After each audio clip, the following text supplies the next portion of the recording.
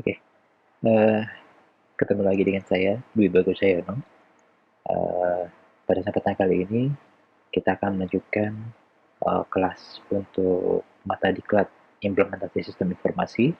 Jadi kepada teman-teman peserta diklat peralatan komputer tingkat ahli yang sekarang harus belajar melalui Zoom meeting ya, oke, Zoom meeting atau kita melakukan diklat jarak jauh. Kita sekarang akan belajar, kalau tadi kita sudah membahas ya di pertemuan sebelumnya, yaitu pertemuan di Zoom meeting pada sesi 1, 2, dan 3, kalau nggak salah itu, kalau nggak salah hitungannya ya, hitungan JP-nya. Kita sekarang akan pelajari tentang how to. Jadi kita akan pelajari tentang bagaimana kita prakteknya melaksanakan pembuatan sistem informasi. Tadi kita sudah pelajari teori tentang pengenalan sistem informasi, lalu apa namanya, pengenalan-pengenalan terhadap pemrograman web, lalu ada juga uh, tentang pengenalan web itu misalnya HTML, CSS, lalu mungkin JavaScript sedikit ya, lalu kemudian saya sudah menjelaskan tadi tentang apa itu Bootstrap dan kawan-kawan. Itu kan ya, walaupun memang kita banyak belajar tentang teorinya, sekarang kita belajar prakteknya. Jadi kalau misalnya prakteknya, teman-teman di sini akan menggunakan bahasa programan PHP. Dan tentunya web web dasarnya yaitu adalah HTML dibantu dengan CSS dan JavaScript. Uh, sebagai disclaimer, dalam praktek ini, teman-teman tentunya tidak akan mempelajari semua hal tentang pemrograman web dalam satu waktu yang cepat itu ada belajarnya. Kita hanya belajar saat ini bagaimana belajar dari dasar dulu, teman-teman bagaimana menggunakan HTML aja, itu awal-awal kayak gitu kan, terus bagaimana mempercantik HTML-nya, menampilkan, misalnya saya ingin menampilkan tabel seperti itu kan, atau menampilkan paragraf, mungkin seperti itu aja yang kita akan pelajari. Lalu nanti kita akan bahkan langsung jam atau lompat kepada bagaimana kita membuat sebuah aplikasi, jadi aplikasi yang berhubungan dengan database. Jadi saya ingin membuat sebuah aplikasi sederhana untuk menyimpan user, jadi user dan password, lalu yaitu dengan metode registrasi, atau misalnya kita nanti bisa menghapus user juga. Nah, seperti itu kita bisa melakukan hal tersebut. Jadi menghubungkan antara aplikasi web tadi yang kita sudah buat dengan database, kita akan menyimpan ke database juga.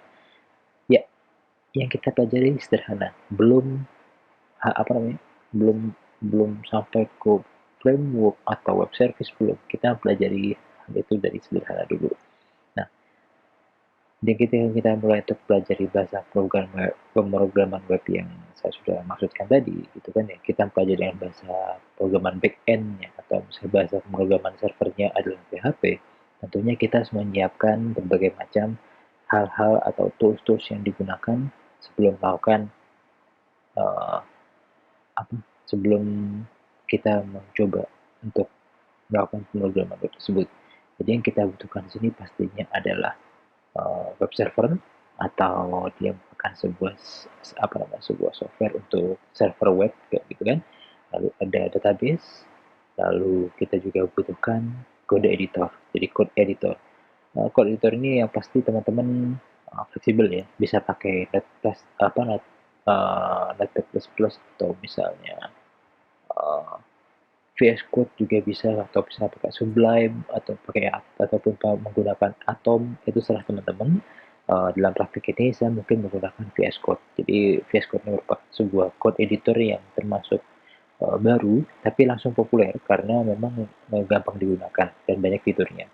Jadi teman-teman, sekarang kita akan mulai dengan uh, sebuah persiapan kecil, yaitu kita harus mendownload dulu sebuah paket aplikasi. Jadi paket aplikasi di sini isinya adalah web server, database, lalu apa ya, aplikasi-aplikasi lainnya, misalnya ada uh, FTP server dan kawan-kawan. Cuma kita akan mengaktifkan web server dan uh, tadi database-nya. Jadi kita akan menggunakan sebuah paket aplikasi yang kita beri nama adalah SAM. Ya, seperti yang saya sebutkan tadi, SAM itu merupakan kepanjangan dari, bukan kepanjangan ya, itu merupakan sebuah apa ya? Oh ya, kita singkat-singkat kayak gitu kan ya. Itu bagiannya ada Apache, terus ada MariaDB atau MySQL, dulu namanya MySQL ya kayak gitu kan ya. Terus sekarang sudah jadi berganti namanya menjadi MariaDB. Lalu ada PHP untuk server side scriptingnya atau bahasa programan dari sisi servernya. Lalu ada Perl, ini juga mendukung Perl juga itu. Jadi kalau misalnya teman-teman ingin mendownload paket program ini, silahkan masuk ke website yang sini, apacefresh.org. Lalu teman-teman akan ada di sini landing page-nya. Kita bisa download berbagai versi. Ada untuk Windows, ada untuk Linux, dan juga ada untuk, tentunya untuk ini ya, untuk macOS. Jadi kita sudah punya tiga versi. Jadi kalau misalnya kita teman-teman mau download yang untuk Windows, silahkan untuk Windows. Di sini versinya 749, itu artinya sudah menggunakan PHP versi 749. Jadi kalau misalnya banyak tutorial-tutorial di luar sana yang masih menggunakan PHP versi 5.0 atau 5.4, itu nggak masalah karena PHP sekarang sudah versi 749 dan backwards compatibility-nya sudah cukup baik. Banyak aplikasi yang dibuat di versi 56 dijalankan di PHP versi 749 di komputer kita, itu tidak ada masalah. Jadi silakan teman-teman download sesuai dengan kebutuhannya. Pada contoh tutorial berikut, saya hanya memberikan contoh downloadnya itu adalah download instalasinya di platform Windows 10. Jadi kita download versi yang untuk Windows 10. Lalu setelah file dari instalasi SAM tadi sudah terdownload, kita langsung melakukan instalasi. Jadi instalasi untuk SAM, seperti wizardnya, kita langsung next aja biasa ya. Nah, di paket SAM ini, kita sudah ada banyak aplikasi-aplikasi pendukungnya, yaitu ada MySQL, jadi MariaDB tadi ya, lalu ada Mercury Mail Server, ada FileZilla, ada Tomcat, ada Apache itu pasti terinstall karena merupakan web servernya. Lalu kita juga ada program language-nya, ada PHP-Admin, ada WebRaiser, FixML, tapi yang kita install itu secara default semuanya, kayak gitu aja, itu nggak masalah. Instalasinya ada di CSM, jadi ingat-ingat itu ada di root-nya C sendiri untuk instalasinya. Oke, semuanya ada di root untuk instalasinya, root C, karena semua file SAM, pendukungnya, engine-nya, untuk Apache sendiri itu ada di SAM ini, CSM. Lalu ini juga bisa di skip aja, ini juga bisa di skip, di next. Oke, kita melakukan instalasi ini, kita butuh waktu ya, tapi kita bisa lakukan skip hingga ke instalasi yang selesai. Nah, setelah instalasi SAM ini selesai, kita harus melakukan beberapa konfigurasi, bukan konfigurasi ya, kita harus melakukan sebuah pengaturan agar web servernya dan database servernya itu berjalan di komputer kita. Oke, itu agar berjalan di komputer kita. Kita setelah skenario-nya ini misalnya instalasi untuk SAM sudah selesai, kita lanjutkan ke konfigurasinya. Jadi kita tunggu saja ini misalnya sudah selesai nanti ya teman-teman ya. Ini tidak ada proses lain. Kita cuma selesai instalasi atau finish installation, langsung kita finish aja. Kemudian kita lanjutkan ke control panel dari SAM. Jadi di control panel SAM, untuk memulai pembuatan web development kita yang awal, kita hanya harus mengaktifkan Apache. Jadi Apache web server tadi dinyalakan, di start ya, lalu ada MySQL. Ini MySQL adalah MySQL database engine-nya, MySQL database servernya. Itu harus kita nyalakan juga. Oke, jika sudah bertanda stop dan stop seperti ini, jadi Apache-nya sudah stop, MySQL sudah stop, itu berarti dia sudah berjalan. Di sini ada keterangannya, status change detected, berarti MySQL-nya running, lalu Apache-nya juga sudah running. Nah, untuk melakukan pengecekan, apakah web server yang sudah kita install dan kita jalankan tadi, baik web server untuk Apache, yang untuk menjalankan program program bahasa pemrograman di server side-nya yaitu PHP bisa dijalankan, ataupun MySQL yaitu untuk sebuah database server. Oke, database server apakah sudah dapat diakses ketika kita sudah melakukan inisiasi memulai server ini. Kita dapat mengecek statusnya dengan masuk ke browser dan kita masuk ke localhost. Jadi localhost ini ibaratnya kita mengunjungi halaman awal dari Apache Web Service. Kita akan mengecek statusnya di situ. Jadi teman-teman bisa lakukan cara ini ya. Di sini misalnya masuk ke localhost. Oke, harus klik aja. Nah, kalau misalnya muncul tampilan seperti ini, berarti web server kita Apache itu sudah terinstall dengan baik. Kita bisa mengecek versi PHP-nya di sini, ada PHP version 7.2.9. Nah, sudah dipastikan PHP-nya sudah benar untuk versinya 7.2.9. Ini adalah informasi tentang PHP-nya. Lalu kita bisa juga mengecek database servernya. Jadi database servernya kita akan cek apakah sudah bisa berjalan atau tidak. Kita masuk ke localhost, PHP, ya. Berarti kalau misalnya tampilan seperti ini, berarti kita sudah masuk ke dalam database MySQL-nya. Ini PHP Admin merupakan sebuah aplikasi. PHP Admin sebuah aplikasi berbasis web untuk dapat mengakses database MySQL-nya dengan mudah.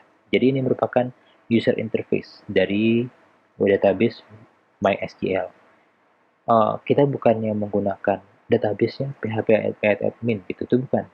Tapi kita menggunakan MySQL Server, tapi user interface-nya kita menggunakan PHP Admin.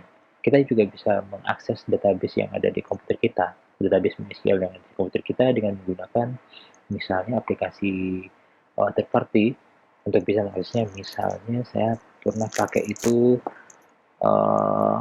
Workbench, jadi MySQL Workbench, atau misalnya aplikasi lain yang dapat terhubung dengan aplikasi database server yang ada di komputer kita. Ya, tampilan seperti ini. Jadi mereka admin. Oke, ini videonya saya setting loop ya. Jadi untuk misalnya section ini saya menunjukkan bagaimana kita mengecek uh, mengecek status dari Apache server kita. Jadi kalau misalnya kita ketik localhost, kita akan masuk ke halaman ini. Ini berarti Apache server kita sudah jalan. Lalu kita bisa mengecek versi PHP-nya. Ini versi PHP-nya. Kita cek statusnya seperti apa, versi PHP-nya seperti apa di bawah ya. Jadi konfigurasinya seperti apa kita bisa cek di sini. Jadi kalau teman-teman ingin mengecek versi dari PHP-nya di sini, lalu untuk misalnya mengakses database MySQL, kita bisa pakai PHP admin. Oke, di PHP admin kita bisa membuat database, mengupdate database, dan lain-lain. Ya, adalah seperti ini. Nah, selanjutnya, sebelum kita masuk ke tools lain yang akan kita butuhkan, teman-teman sudah berarti ketika sudah melaksanakan beberapa step tadi, yaitu download, install, lalu konfigurasi atau kita menginisiasi server Apache dan MySQL database servernya, lalu kita mengecek status dari Apache dan juga mengecek status dari MySQL servernya, kita akan persiapkan environment. Ini sebenarnya bukan environment juga ya, ini sebenarnya cuma kita menginstal code editornya. Jadi kalau misalnya teman-teman belum punya code editornya, teman-teman bisa menggunakan yang akan kita praktekkan, yaitu VS Code. Teman-teman bebas menggunakan apapun. Mungkin teman-teman yang sudah di sini terbiasa melakukan coding program, misalnya sudah menggunakan Notepad++ atau misalnya pakai Visual Studio yang lain ya, Visual Studio bukan yang code ya, Visual Studio yang full versionnya yaitu IDE-nya juga bisa, atau kalau misalnya pakai Java, kalau teman-teman pakai Java misalnya pakai Eclipse boleh. Eclipse malah sudah terintegrasi dengan banyak aplikasi ya, itu namanya IDE, Integrated Development Environment. Nah kalau misalnya VS Code itu hanya code editor, nggak ada environment khusus untuk menjalankan sebuah platform programan, tapi kita bisa menyesuaikan banyak fitur yang kita butuhkan di VS Code. Nah, VS Code ini merupakan sebuah aplikasi code editor yang diprakarsai oleh Microsoft. Jadi sifatnya free, jadi free to download, free to use. Jadi merupakan dalam sebuah naungan lisensi GPL. Jadi kalau misalnya uh, di bawah lisensi GPL berarti dia merupakan sebuah freeware atau free software. Nah, teman-teman dapat mendownload itu secara bebas, lalu menggunakannya secara bebas, seperti itu. Tidak ada batasan, mau digunakan untuk komersial ataupun education ataupun kepentingan government itu nggak masalah VS Code. Nah, VS Code teman-teman dapat mendownloadnya di website ini, codevisualstudio.com. Ketika masuk ke sini, teman-teman akan langsung dideteksi menggunakan platform apa. Ketika teman-teman dapat mengklik download ini, atau download situ ya, jadi kalau misalnya terdeteksi langsung bisa menggunakan macOS, teman-teman akan langsung di downloadnya untuk versi macOS. Kalau misalnya pakai Ubuntu, nanti downloadnya pakai versi Ubuntu, atau misalnya pakai Windows. Dalam hal ini kita prakteknya menggunakan Windows. Nah, teman-teman dapat langsung download, klik tombol download ini, ataupun yang ada di bawah, yang di sebelah, di sebelah situ. Ya, di sebelah sini. Ini, di sebelah sini. Nah, itu download situ juga bisa. Atau juga download di sebelah atas sini, itu juga bisa. Ya, oke, silahkan download. Kemudian setelah download, teman-teman silahkan jalankan instalasi dari VS Code tersebut.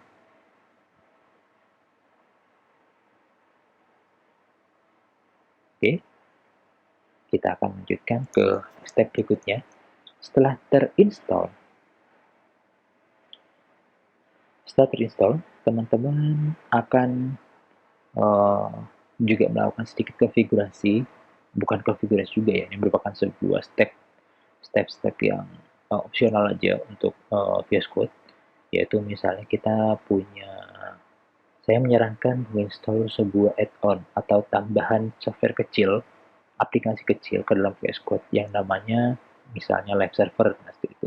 Nah, di tutorial berikutnya yaitu VS Code, saya di VS Code ini ya, di tutorial setup terhadap VS Code. Nah, ini tampilan VS Code setelah teman-teman melakukan instalasi. Ini versinya, saya versi yang 2019 ya, versi lama karena sudah terinstall sebenarnya. Kita dapat klik yang sebelah sini, yang kotak kecil. Yang sebelah sini ya. Bentar. Nah, yang ada di, nah ini sebelah ini. Yang kotak kecil nih. Ya, yang ada warna birunya. Nah, ini kita klik sebelah sini, lalu akan muncul sebuah snippet kecil, barisan kecil di sini snippetnya ya, dari atas sampai bawah sini. Ini merupakan daftar-daftar add-on yang bisa teman-teman gunakan. Nah, kebetulan dalam praktik ini kita menginstalnya adalah live server. Oke, kita installnya adalah live server. Contohnya seperti ini ya. Kita lihat ini ya, di sebelah sini. Nah, saya mengetikkan live server. Lalu kemudian live servernya muncul. Lalu klik ini, install. Klik install. Oke. Nah, ini sebuah setup awal untuk VS Code. Kenapa saya menyarankan live server? Jadi live server ini kalau misalnya teman-teman berlatih berlatih untuk latihan membuat sebuah web sederhana, atau misalnya web ya, pokoknya web, saya juga masih bisanya itu, setahu saya kalau live server ini digunakan untuk menjalankan menjalankan sebuah kode HTML. Jadi kode ya HTML kita jalankan di localhost kayak gitu kan ya. Setiap kali kita melakukan perubahan kayak gitu kan di mana namanya, di sebuah file di VS Code, file HTML di VS Code, perubahannya akan langsung tampil di browser kita. Itu. Jadi apapun yang kita ubah, dia akan langsung muncul live. Kalau misalnya dengan cara yang lain, dengan cara yang biasa atau standar, misalnya kita melakukan perubahan kode, kita save, lalu kita reload browsernya. Nah, itu baru melakukan perubahan. Kalau live server, teman-teman bisa melakukan kode perubahan langsung di sana dan hasilnya langsung tampil di browsernya. Nah, itu kelebihan dari add-on live server. Nah, oke, untuk sampai saat ini saya harap penjelasan saya sudah cukup pada teman-teman. Jadi kenapa saya menyampaikan materi ini berupa video di YouTube? Karena saya ingin teman-teman dapat mengaksesnya secara apa ya, berulang kali. Jadi kalau belajar kayak gini kan kadang-kadang kalau paling enak sebenarnya itu praktek langsung. Jadi kita bisa praktek, kalau ada kesalahan bisa nanti langsung kita bantu dengan teman-teman. Tapi kalau kita sekarang apa namanya, masa pandemi kita terbatas tidak bisa bertemu dalam sebuah ruangan, nggak, teman-teman juga nggak bisa dibantu dengan teman-teman yang lain. Kalau ada kesulitan, saya menggunakan ini agar teman-teman dapat mengulang-ulangnya sampai step yang saya jelaskan teman-teman bisa lakukan dengan secara mandiri. Oke, kita bertemu di video selanjutnya, yaitu kita belajar tentang apa itu web sederhana, web dasar. Dan itu saya akan jelaskan secara sesimpel-simpelnya agar teman-teman mampu memahami dengan baik. Oke, sampai di sini dulu. Saya tutup videonya. Silahkan lanjutkan ke video berikutnya. Terima kasih.